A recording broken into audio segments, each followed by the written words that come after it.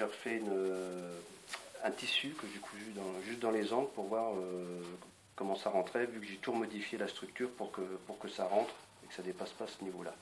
Donc là, on verra comment ça rentre au niveau du tissu, parce que celui-là, il est quand même relativement épais. Mais en fin de compte, dans le principe, j'arrive à tout rentrer sans que ça dépasse.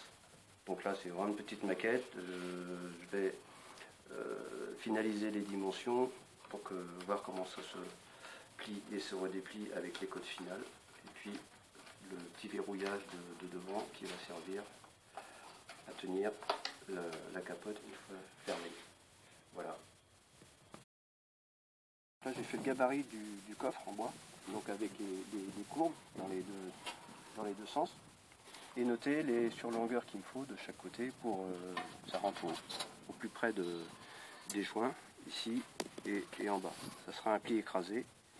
Donc là, les surlongueurs sont montées, et après, donc, je ramène ça à l'atelier. Et là, on va travailler sur la roue anglaise.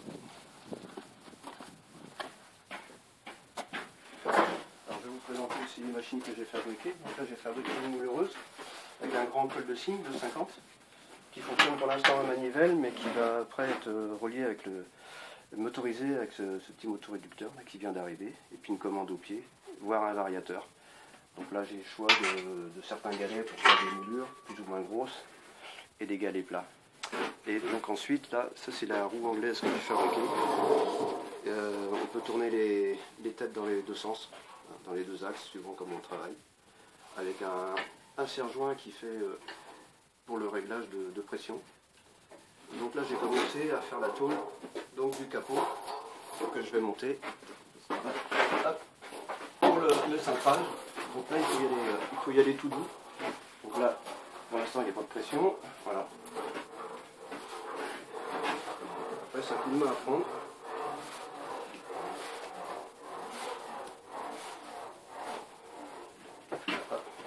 C'est dans ce sens-là.